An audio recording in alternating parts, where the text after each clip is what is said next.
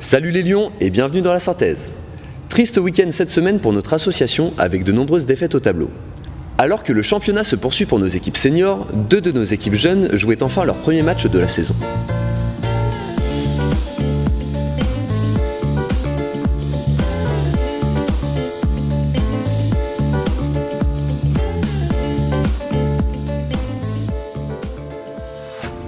On commence par nos U11 masculins, dont l'effectif nous permet d'engager deux équipes cette saison. Après une sélection nécessaire des joueurs pour disputer cette toute première rencontre en Coupe 76, nos Lionceaux se sont frottés au Maromme Handball pour tenter d'arracher une qualification pour le tour suivant. Ils s'inclinent malheureusement 11-16, mais gagnent tout de même leur place pour le prochain tour sur tapis vert. Retrouvons Tanguy, l'un des deux encadrants de ce groupe, pour nous parler de cette toute première prestation. Alors, premier match pour tout le monde à peu près. Donc un match qui s'est avéré compliqué parce que tout le monde n'a pas l'habitude des postes. Après, c'est leur premier match, donc ils ont essayé de faire à leur maximum. Il y a des choses intéressantes qu'il faut retravailler à l'entraînement, mais sinon satisfait du match. C'est vrai que dans votre groupe, là, donc vous avez un groupe très nombreux, de quoi faire deux équipes. Vous avez quand même pas mal de débutants et pas mal d'enfants qui viennent juste de monter. Du coup, comment ça s'est passé sur le terrain finalement ? En vue de ceux qui sont montés à l'école de hand, ils ont redécouvert un peu les postes, parce qu'en école de hand, c'est un peu tout terrain, mais compliqué. Là, ils ont découvert des postes, ils ont essayé de rester dans leur poste là où on a dit, et ils se sont bien débrouillés et ils ont été vers le but. Un jeune groupe qui manque encore un peu d'expérience, mais dont la richesse sera évidemment très bénéfique à l'avenir. C'était au tour de nos U15 féminines d'entrer dans la danse de la Coupe 76. Nos joueuses affrontaient l'AL Césaire-le-Vilain à l'extérieur. Une rencontre un peu déséquilibrée face à un adversaire plus expérimenté, mais qui laisse néanmoins présager une belle saison. Victor nous en dit un peu plus. Tout d'abord, donc c'était le premier match pour les filles, donc un retour. Ça faisait longtemps qu'elles attendaient le retour à la compétition. Face à une équipe qui avait déjà elle joué puisqu'elle avait fait les accessions région, chose qu'elles n'ont pas obtenue, mais c'était quand même une équipe qui sur le papier nous était supérieure. Et face à un groupe relativement jeune, car seulement 3 filles évoluaient déjà dans cette catégorie-là la saison dernière, on avait beaucoup de montées, ça s'est ressenti sur le terrain. Physiquement, on était un peu inférieur et on a perdu beaucoup de ballons bêtement. C'est dommage parce que je pense que l'écart n'est pas tant élevé que ça, mais l'écart existait en effet. Au niveau du physique seulement ou au niveau aussi de la technique et de la tactique ? Non, je pense que globalement le match a été correct de notre côté. Alors oui, il y a des lacunes sur certains points, notamment en passe-réception, on a perdu beaucoup plus de balles que nos adversaires. Mais on n'était pas trop mal, on a eu beaucoup d'échecs sur la gardienne qui a fait un bon match. Et je pense que voilà, on a eu des choses qu'on n'aurait pas dû rater. Mais sinon, techniquement, tactiquement, on n'était pas forcément beaucoup en dessous. C'est pour ça que je dis que l'écart aurait dû être moins élevé, mais voilà, c'est pas grave, c'était un match de reprise, c'était un match de coupe, c'est pas le plus important. La semaine prochaine, c'est le début des brassages, c'est là où on va vraiment pouvoir voir à quel niveau on se situe dans le département. Un bilan somme toute assez positif, même s'il reste un peu de travail à réaliser pour s'affirmer dans cette nouvelle catégorie.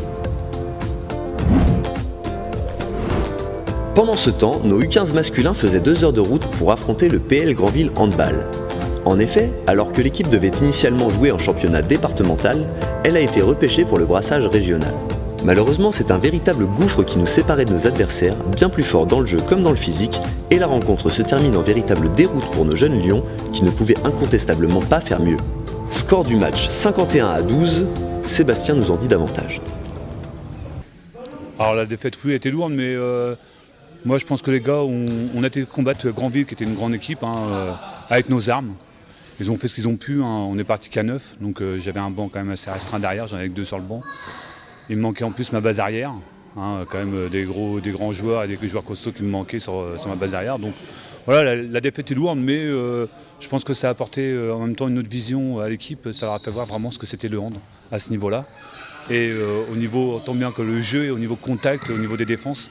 Parce que bon, sincèrement, j'ai même cru qu'ils allaient me les couper en deux en face. Mais bon, voilà, Granville, il n'y a rien à dire, c'est une grande équipe et très fort niveau. Donc voilà, je peux pas dire de plus. Moi, je dis que mes garçons ont fait le jeu. Ils ont fait ce qu'ils pouvaient et puis ils ont donné tout ce qu'ils pouvaient sur le terrain. Bravo tout de même à nos jeunes lions d'avoir essayé jusqu'au bout et d'avoir défendu nos couleurs. L'adversaire était juste plus fort. Ce n'est pas parce que la défaite est lourde qu'elle n'est pas pour autant formatrice. Comme l'a dit un grand homme, je ne perds jamais. Soit je gagne, soit j'apprends. Suite du programme avec nos seniors masculins B, dont l'équipe était en majorité composée de U19. Après avoir mené toute la partie face à l'ES Aumale, la victoire échappe à nos lions qui devront se contenter du nul 28 partout. Ils ressortent tout de même du terrain la tête haute et peuvent être très fiers d'eux. Retour sur la rencontre avec Michael. C'était une belle rencontre. Donc effectivement, ouais, c'est encore de l'intérim, donc c'est jamais évident quand tu connais pas l'équipe, quand t'as pas l'habitude et quand tu fais pas les entraînements. Donc notamment les jeunes moins de 19 que moi je ne connaissais que très peu. Donc les postes et leurs positions, je les ai appris dans la voiture sur l'allée. Donc en fait j'ai commencé avec l'équipe que je connaissais sur le terrain, le temps de m'habituer. Et puis finalement ça s'est quand même très bien déroulé.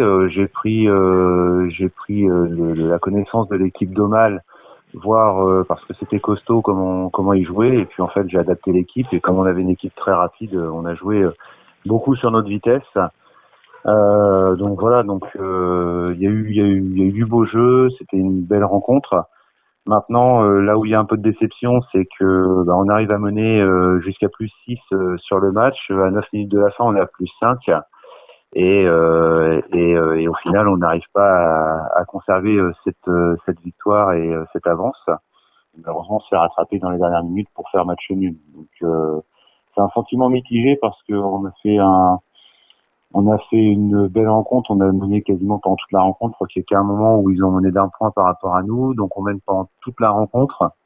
On se fait remonter à la fin pour faire match nul. Donc quand je dis sentiment mitigé, c'est parce que je suis déçu de ne pas repasser avec la victoire, mais je suis très content parce que je crois que ça fait 4 ou 5 ans qu'on se déplace à Aumale et qu'à chaque fois on revient avec une défaite. Donc là au moins c'est moins pire que les autres années, mais malheureusement on n'est pas revenu avec les 3 points de la victoire. Merci à nos jeunes pour leur investissement en senior et bravo à toute l'équipe pour cette performance intéressante. Continuons chez les seniors, cette fois avec l'équipe féminine A en déplacement au Petit Quevilly pour affronter le Quevilly Couronne HB en championnat. Des adversaires qui semblaient pourtant accessibles mais qui tiennent en échec nos Lionnes dans un match complètement raté. L'absence de colle et la perte de confiance ont largement porté préjudice à notre équipe qui s'incline 22-14. Victor revient sur la rencontre. C'est le genre de soirée qui donne mal à la tête en fait. C'est le genre de soirée où on se refait le match sans cesse dans sa tête. Et on se dit finalement qu'on peut rien analyser parce que y a un fait de jeu extérieur qui honnêtement tue le handball. Moi je comprends pas qu'on puisse tolérer ça, surtout à bas niveau. Du coup en fait on joue dans une très belle salle qui vient d'être rénovée, donc magnifique. Mais où on nous interdit la colle. Je ne comprends pas que des municipalités puissent interdire la colle. On est en train de tuer un sport et honnêtement c'est injouable quand je vois que des filles à moi sont obligées de tirer à 2 mains face à la gardienne ou alors qu'elles n'osent plus tirer parce que la balle leur glisse des mains. Enfin, on marche sur la tête. Donc pour ça je remercie d'ailleurs au passage nos municipalités, Maloney et Le Houlme, ainsi que nos gardiens de salle qui font un travail extraordinaire dans nos salles et qui justement nous permettent de pouvoir évoluer correctement et nous permettent surtout de nous agrandir. Et c'est également grâce à eux. Donc c'est un vrai travail de l'ombre. Mais sans ça, je vous répète, sinon là vraiment on est en train de tuer un sport si on continue. Malheureusement il y en a de plus en plus, mais c'est bénéfique pour personne et surtout pas pour le handball. Oui, du coup, les filles ont fait malheureusement un non-match face à cette équipe de Quevilly Couronne. Sur le fond de jeu, c'était très difficile de se mettre en place. C'est juste sur le BABA, passe réception, on perd un nombre incalculable de ballons parce qu'on ne le maîtrise pas le ballon. On a l'impression que la balle brûle, qu'elle glisse. Enfin, on ne maîtrise pas du tout le ballon. Les tirs, elles sont obligées de pousser la balle parce qu'elles ne tiennent pas la balle. Donc forcément, je sais pas. On avait en plus une équipe qui a que des petits gabarits, donc des petites mains. Forcément, on est en difficulté. Après, là où c'est dommage, c'est que on aurait quand même pu mieux faire. Je remets pas que la faute là-dessus. On aurait pu mieux faire, on aurait pu mieux gérer des choses, surtout au niveau des consignes. Je pense que les consignes étaient présentes. Je pense que c'était assez clair pour pouvoir nous permettre de nous rendre un match plus facile. Malheureusement, ça a été comme ça.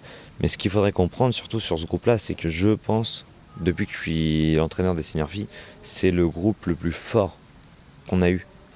Depuis 4 ans, c'est le groupe le plus fort. Malheureusement, ça ne se ressent pas, donc il va nous falloir du temps, il va falloir travailler, il va falloir que les filles le comprennent et qu'elles viennent aux entraînements s'entraîner à fond pour progresser.